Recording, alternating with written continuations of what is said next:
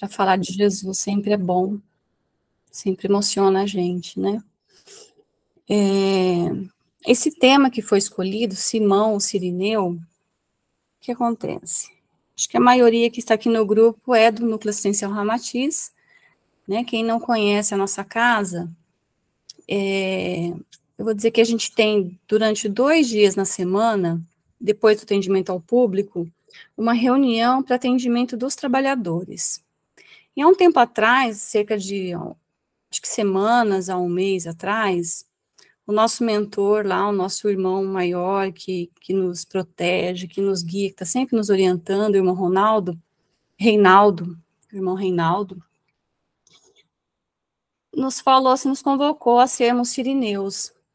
Ele falou assim, vocês não podem, ele falou mais ou menos isso, vocês não podem resolver os problemas das pessoas que aparecem perante vocês sofrendo, dos seus semelhantes, mas nós podemos todos ser sirineus, ajudar a carregar a cruz, né, tornar o peso da cruz mais leve. E a partir dali, aquilo nunca mais saiu da minha cabeça, tocou bem profundamente em mim.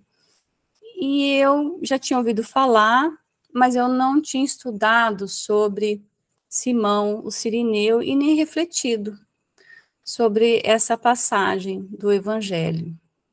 Aí, no Evangelho, ele é citado por Mateus, Marcos e Lucas. Mateus, ele diz assim, só em 3 versículos, né, ele é citado, bem brevemente. Mateus, ele fala, e quando saíam, encontraram um homem sirineu chamado Simão, a quem constrangeram a levar a cruz.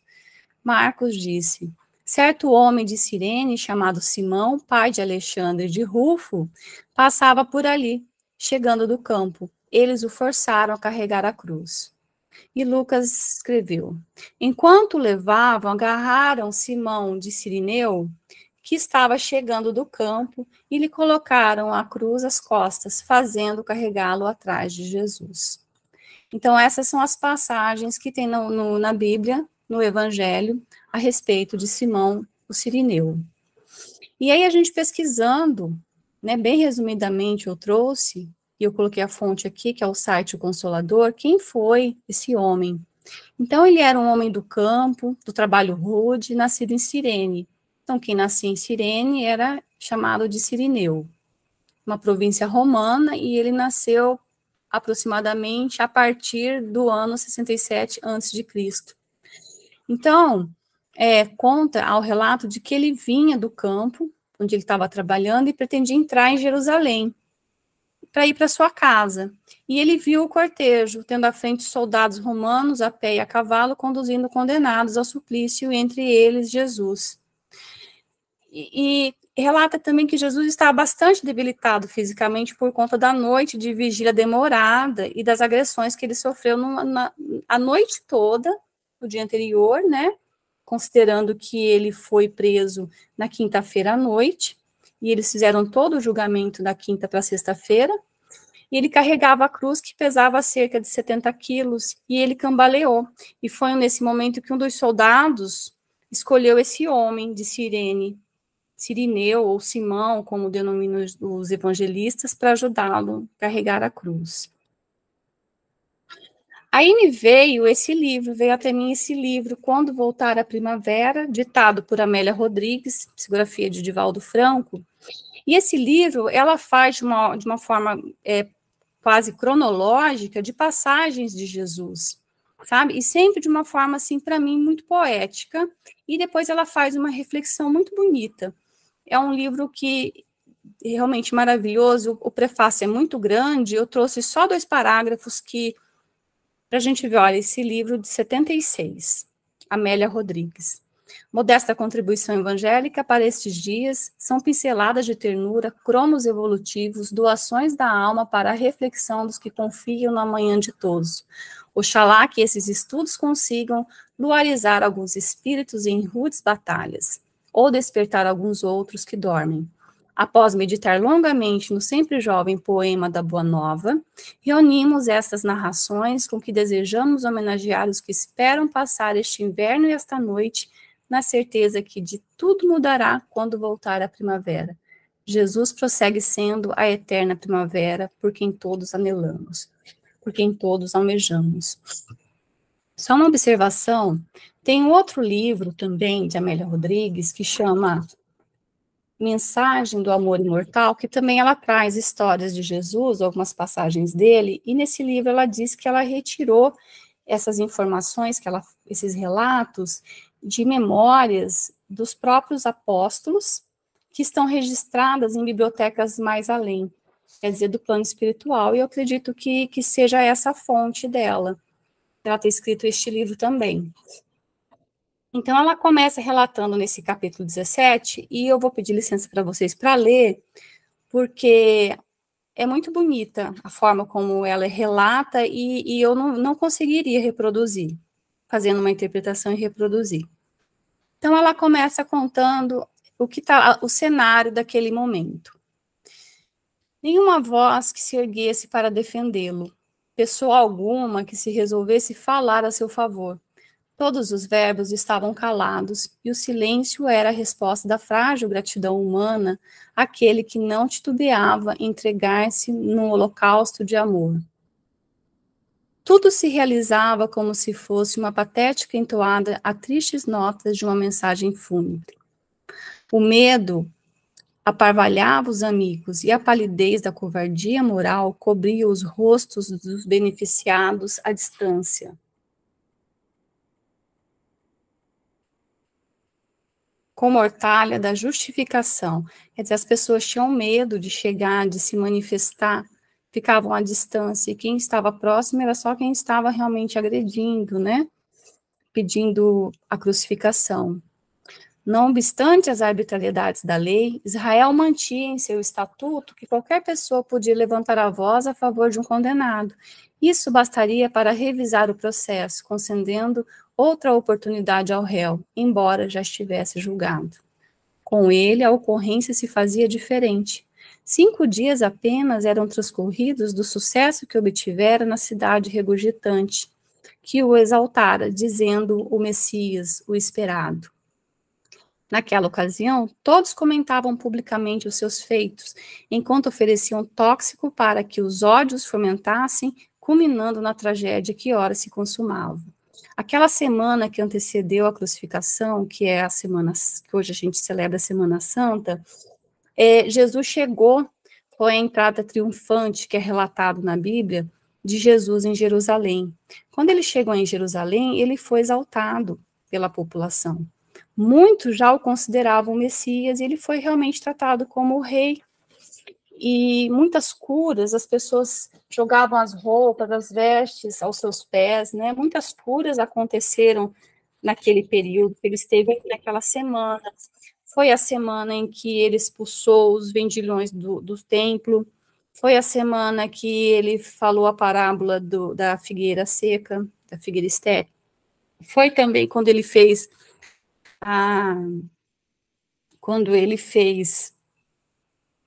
o sermão da profecia, né, em que ele previu que seria inclusive crucificado, quando ele falou do Consolador prometido. Então, de tudo que aconteceu, então os comentários eram muitos, estavam exaltando ele, e aquilo deixou mais enfurecido os seus opositores, né, o tóxico para que os ódios fermentassem. E apesar de tudo aquilo, de todas as curas, de todo o benefício que as pessoas receberam, ninguém teve coragem de se manifestar em seu favor, em sua defesa. A gratidão humana, ela é fraca mesmo.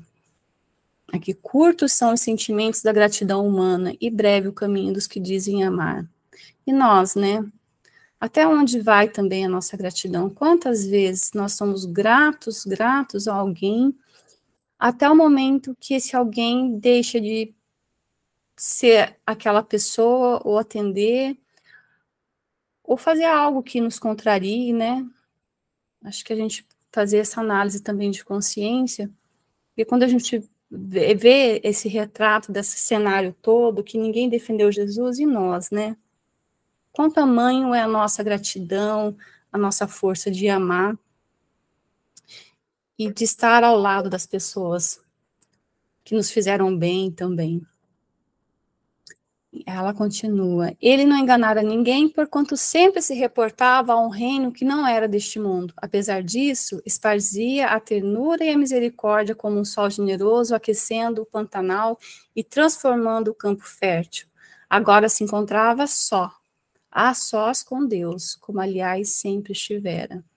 É interessante porque ele estava ali passando por aquele suplício todo, ele estava sendo ofendido, maltratado, crucificado injustamente, e ele olhava para todos, consolando a todos e ainda nos dando a lição, nos dando sempre, em todas as suas ações, ele sempre estava nos transmitindo uma lição. Tanto se haviam beneficiado e, não obstante, permaneciam silentes, distantes.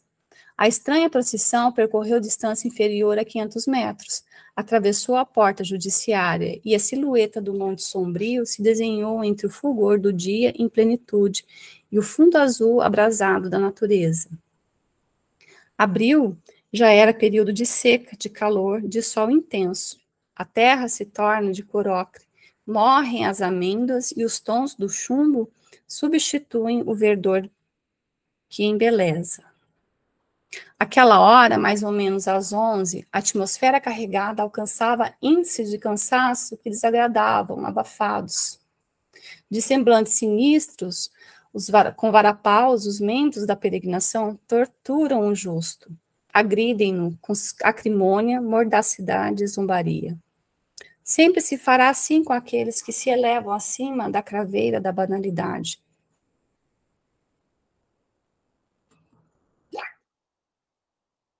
Com os que se erguem nas grimpas dos ideais de enobrecimento da humanidade. Ele viera para isto, para ensinar a cada homem a carregar a sua cruz conforme o fazia sem queixas nem murmurações. Cirenaica, aí aqui ela começa a falar sobre essa cidade, Cirene.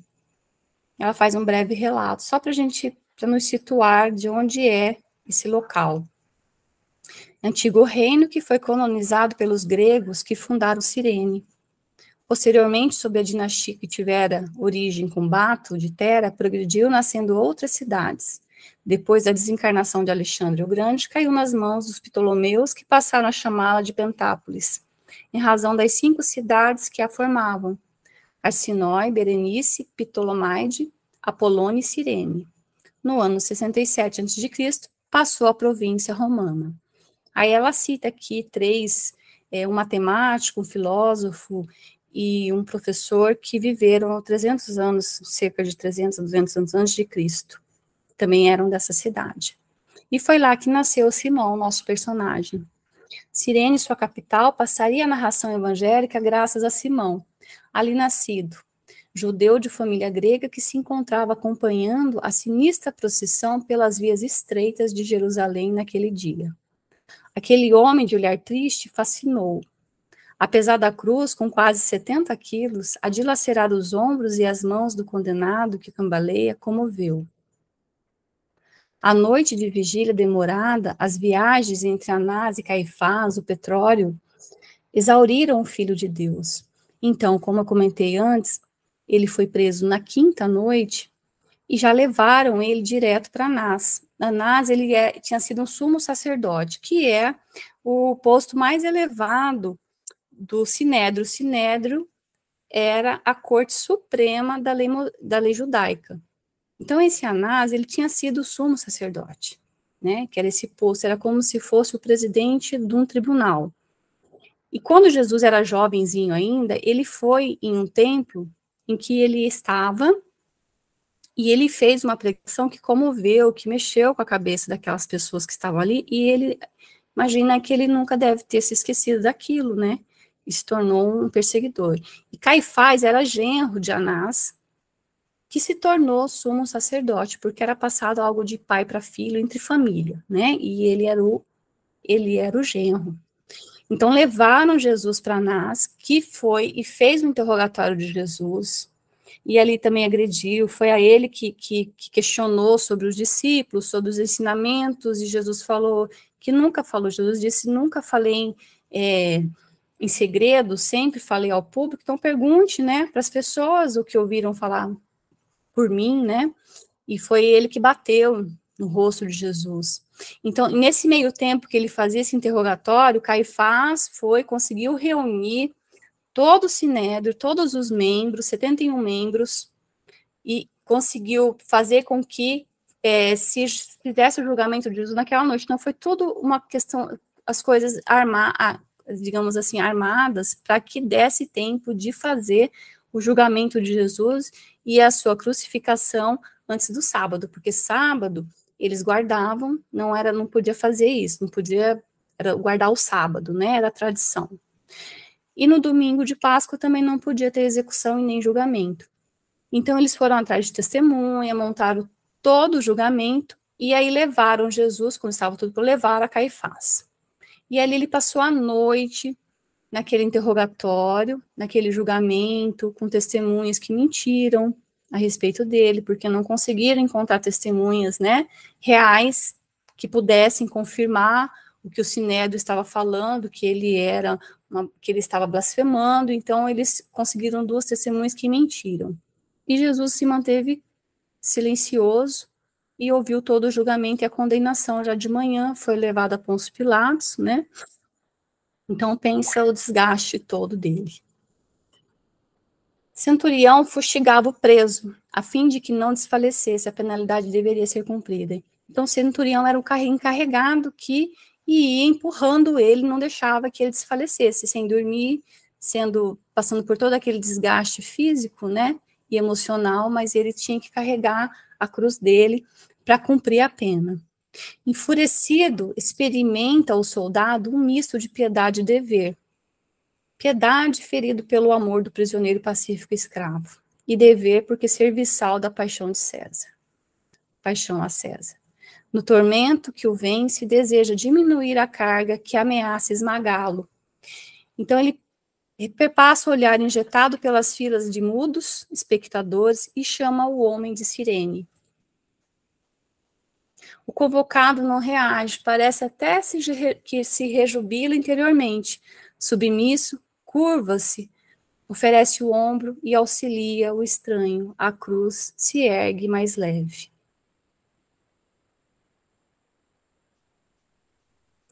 Jesus dirige-lhe um olhar de profundo amor. Lampeja um lucilar de ternura e de gratidão que penetra o benfeitor inesperado e fala o tremer de emoção desconhecida. Pai de 2 jovens, Rufo e Alexandre, pensa nos filhos e se apieda dos pais do condenado, umedecendo os olhos. Estranha voz balbucia no seu coração uma sentinela de esperança. Tem a impressão de que o homem lhe devassa o pensamento e responde às inquirições que lhe brotam na alma espontâneas. As lágrimas se misturam ao suor que molha o rosto queimado, coberto de pó. Viera do campo, sendo surpreendido pela alucinação da intolerância e do ódio. Claro que ouvira falar de Jesus. Conhecia-o, admirava-o à distância, agora, porém, o amava. O amor é o sentimento veloz, toma do coração e reina absoluto. Dar-lhe-ia a vida se fosse necessário, pensou. Nesse momento, a comitiva torva chegava ao topo do monte.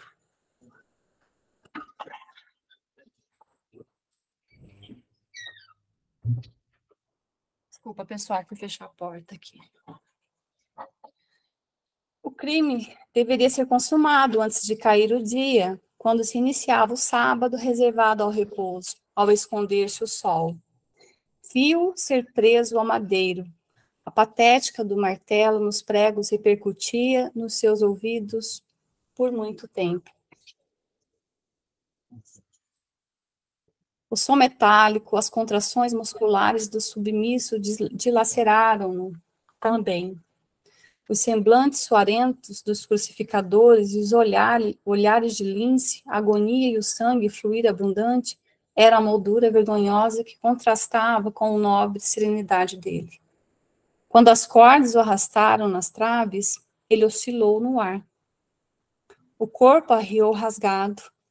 A linha vertical tombou no fundo da groda calcada, por pedras que o impediam de cair. culminava a injustiça criminosa dos homens que se arrastariam por milênios futuros tentando repará-lo. Permitiu-se ficar, contemplá-lo. Percebeu as mulheres que choravam e participou intimamente daquela dor honesta e corajosa. Era assim, o estoicismo feminino que se fazia solidário, quando todos o abandonaram. Quedou-se ali, petrificado, a meditar até seu último hausto. Jamais o esqueceria. E como esquecer, né? Volveu ao lar e penetrou-se do Espírito de Jesus. Buscou mais tarde os seus discípulos, ouviu-lhes as narrativas tardias e luminosas, passando a segui-los e fazendo que seus filhos se convertessem àquele incomparável amor. Esses filhos de Cirineu, eles são mencionados, mas não é certeza, registro histórico, por Paulo, em uma das suas epístolas. Realmente passaram a ser seguidores e propagadores do Evangelho de Jesus. Aí ela conclui assim: Simão Cirineu é o testemunho da solidariedade que o mundo nos solicita até hoje. Símbolo e ação de bondade, imortaliza-se e liberta-se da timidez, da escravidão que se regula, crescendo no rumo do infinito.